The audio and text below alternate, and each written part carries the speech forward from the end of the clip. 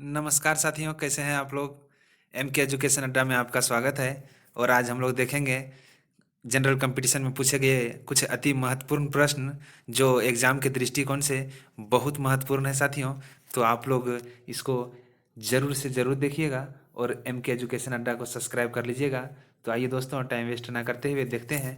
पहला प्रश्न है, पानी का घनत्व अधिकतम होता है, that means the maximum density of water is, कहता है साथियों, ऑप्शन ए है 100 डिग्री सेल्सियस पर, बी है 4 डिग्री सेल्सियस पर, सी है 0 डिग्री सेल्सियस पर और डी है -4 डिग्री सेल्सियस पर। तो इसका सही आंसर हो जाएगा साथियों ऑप्शन बी, 4 डिग्री सेल्सियस पर पानी का डेंसिटी मैक्सिमम होता है साथियों।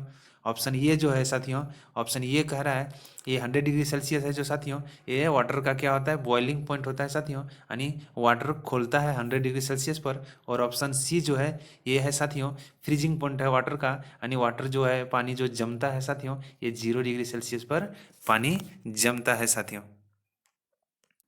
क्वेश्चन नंबर 2 है, सर सीवी रमन को भौतिकी का नोबेल पुरस्कार प्राप्त हुआ था। Sir CV Raman received the Nobel prize in physics by, option ये है 1928 में, बी है 1930 में, सी है 1932 में और डी है 1950 में। तो इसका सही जवाब हो जाएगा साथियों ऑप्शन बी करेक्ट हो जाएगा, ऑप्शन बी सही हो जाएगा 1930 में। और मिला था साथियों रमन इफेक्ट के कारण से मिला था, रमन इफेक्ट के कारण से मिला था साथियों, रमन इफेक्ट।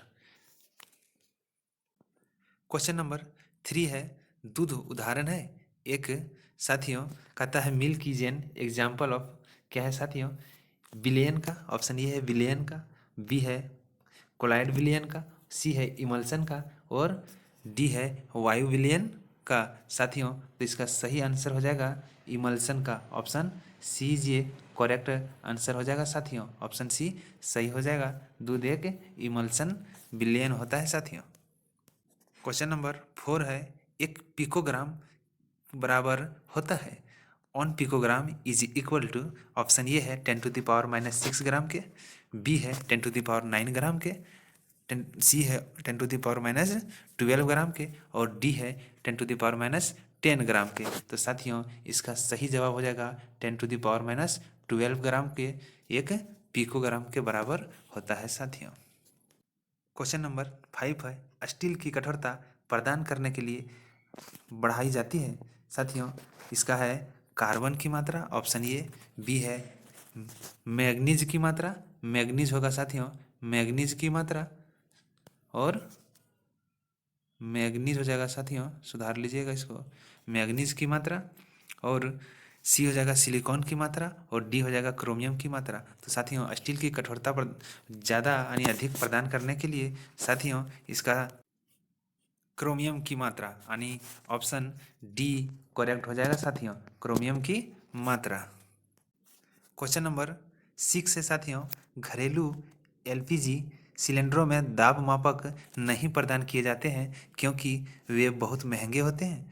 ये एलपीजी सिलेंडरों में गैस की मात्रा को प्रदर्शित नहीं कर सकते हैं, सी है इनका प्रयोग निरापद नहीं है, डी है ये एलपीजी द्वारा चोक हो जाते हैं।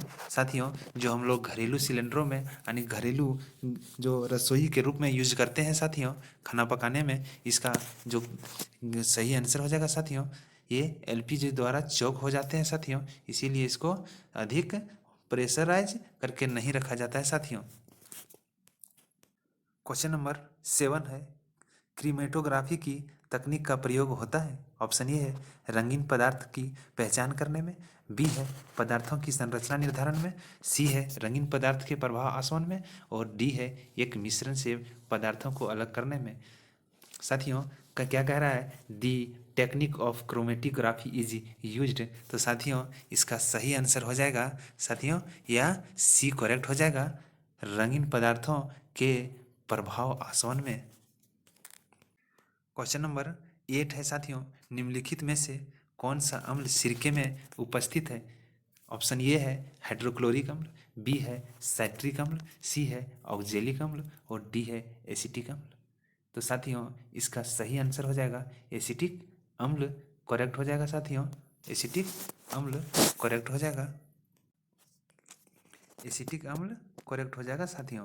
कहता है ये साइट्रिक अम्ल साथियों एक खट्टे पदार्थों में यानी साथियों नींबू वगैरह में या फिर मौसमी वगैरह में पाया जाता है साथियों। और ऑप्शन सी है साथियों ये दाग धब्बे को हटाने में इसका यूज होता है। और ये जो है साथियों ये ऑक्जेलिक अम्ल टोमेटो में पाया जाता है साथियों। किस में पाया जाता है? टोमेटो में पाया जाता है साथियों, यानी टमाटर में पाया जाता है। और HCl हमारे क्या कहते हैं साथियों पेट में स्रावित होता है। लीवर से निकलने वाला HCl हाइड्रोक्लोरिक अम्ल होता है साथियों। क्वेश्चन नंबर 9 है ठंड के दिनों में लोहे के गुटकों और लकड़ी को प्रातःकाल छुएं साथियों। इसको देख लीजिएगा है छुएं तो साथियों लोहे का गुटका ठंडा लगता है, ऐसा क्यों? ऑप्शन ये है साथियों, ऑप्शन ये है लोहे के गुटके का ताप लकड़ी के गुटके से कम होता है। बी है लकड़ी की तुलना में लोहा उष्मा का अच्छा चालक है। सी है लकड़ी की तुलना में लोहा उष्मा का खराब चालक है। सी डी है लोहे का गुटका लकड़ी से भारी होता है साथियों। तो इसका सही ऑप्शन हो जाएगा ऑप्शन नंबर बी हो जाएगा साथियों। लकड़ी की तुलना में लोहा उष्मा का अच्छा चालक है या फिर अच्छा सुचालक है साथियों। ऑप्शन बी इज ये करेक्ट आंसर। क्वेश्चन नंबर 10 है हवा में जिस गैस की मात्रा सबसे अधिक होती है वह है साथियों। ऑप्शन ये है क्या कहता है साथियों, कहता है जिस गैस की यानी the gas which has the largest amount in the air is ही क्या कहता है साथियों कि हवा का सबसे यानी वायुमंडल में सबसे ज़्यादा किसका अधिक मात्रा है साथियों। तो ऑप्शन ये है क्या है साथियों हाइड्रोजन, बी है कार्बन डाइऑक्साइड और सी है ऑक्सीजन और डी है नाइट्रोजन। तो सबसे ज़्यादा होता है जो साथियों ये होता है ऑप्शन नंबर डी सही हो जाएगा नाइट्रोजन का। जो कितना होता है साथियों तो 78% होता है साथियों। हाइड्रोजन का जो है साथियों ऑप्शन नंबर ये और कार्बन डाइऑक्साइड का है साथियों ये क्या कह रहा है, कहता है ये नहीं हो जाएगा साथियों। लेकिन हम लोग देखेंगे साथियों ऑक्सीजन जो है इसका 21% होता है साथियों। और कार्बन डाइऑक्साइड जो है साथियों यानी ऑप्शन नंबर जो बी है इसका हो जाता है 0.04% हो जाता है साथियों। क्वेश्चन नंबर 11 है साथियों निम्नलिखित में से किस खनिज द्वारा लोहा प्राप्त किया जाता है साथियों। ऑप्शन ये है चूने का पत्थर, बी है पिच ब्लेंड, सी है मोनाजाइट रेत और डी है हेमेटाइट। साथियों iron is obtain from which of the following minerals. कहता है साथियों कि जो लोहे को यानी लोहा जो प्राप्त होता है साथियों उसका एस्क क्या है। तो इसका सही आंसर हो जाएगा साथियों क्वेश्चन नंबर डी करेक्ट हो जाएगा। इसका डी हो जाएगा हेमेटाइट होता है साथियों, सीडेराइट होता है, मैग्नेटाइट होता है और साथियों आयरन पराइट होता है साथियों। तो याद रखिएगा। क्वेश्चन नंबर 12 है साथियों भारी पानी वह होता है। ऑप्शन ये है जिसका तापमान 4 डिग्री सेल्सियस पर स्थिर रखा जाता है, बी जिसमें कैल्शियम और पोटासियम के अविलेय लवण होते हैं, सी जिसमें हाइड्रोजन का स्थान आइसोटोप ले लेता है और डी जिसमें ऑक्सीजन का स्थान उसका आइसोटोप ले लेता है साथियों। कहता हैवी वाटर जो है साथियों ये क्या किसका रूप ले लेता है। तो इसका सही जवाब हो जाएगा साथियों ये जिसमें हाइड्रोजन का स्थान आइसोटोप ले लेता है यानी ऑप्शन सी जी करेक्ट आंसर साथियों। इसका सिंपल फंडा है कि हाइड्रोजन का जो है एक आइसोटोप को ले लेता है साथियों, यानी आइसोटोप को ले लेता है जिसमें कहता है साथियों इसका रूप जो होता है हाइड्रोजन का इसमें 3 रूप इसका होता है साथियों। आप लोग देख लीजिए हाइड्रोजन का जो होता है साथियों पहला होता है यानी ONH1 और इसका होता है ONH2 और होता है ONH3 जिसको बोलते हैं साथियों इसको बोलते हैं पहला को बोलते हैं क्या बोलते हैं साथियों प्रोटियम, दूसरा को बोलते हैं ड्यूटेरियम और तीसरा को बोलते हैं ट्राइटियम बोलते हैं साथियों ट्राइटियम। क्वेश्चन नंबर 13 है निम्नलिखित में से किसमें कार्बन नहीं है, which of the flowing does not contain carbon. साथियों ऑप्शन ये है कार्बन सॉरी दोस्त ऑप्शन ए है हीरा, बी है ग्रेफाइट और सी है कोयला और डी है इनमें से कोई नहीं। तो साथियों ये हीरा जो है साथियों या कार्बन का क्या है साथियों ये बता रहा है कि किसमें कार्बन नहीं है साथियों। तो ये सब में हीरा में भी क्या है साथियों या इसका अपर रूप है साथियों अपर रूप है, कोयला में भी अपर, कोयला का भी अपर रूप है साथियों, और ग्रेफाइट का भी अपर रूप है, यानी इनमें से कोई नहीं हो जाएगा साथियों।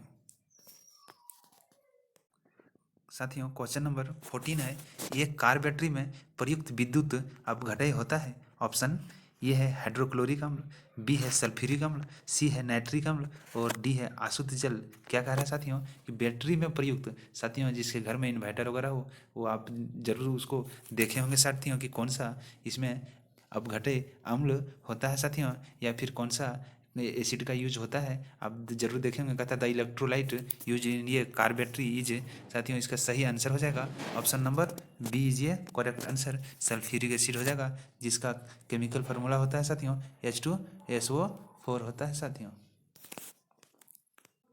साथियों ये मेरा आखिरी क्वेश्चन है, तो आप मेरा MK एजुकेशन अड्डा को सब्सक्राइब कर लीजिएगा और बेल आइकन को प्रेस कर दीजिएगा साथियों, ताकि आपको टाइम टू टाइम नोटिफिकेशन मिले। और हमारे चैनल देखने के लिए धन्यवाद साथियों। जय हिंद, जय भारत। आप लास्ट क्वेश्चन का आंसर साथियों आप दीजिएगा। अगर आपसे नहीं हो पाता है तो आप कमेंट सेक्शन में ज़रूर बताइएगा साथियों। हम हिंट आपको कर देते हैं कि क्वेश्चन नंबर 15 कहता है प्लास्टर ऑफ पेरिस का सूत्र है the formula of plaster of Paris is. साथियों इसका फार्मूला जो होता है साथियों क्या होता है साथियों, सी ए क्या होता है साथियों,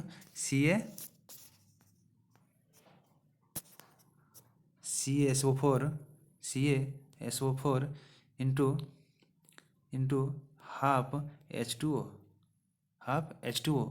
साथियों इसका फार्मूला यही होता है।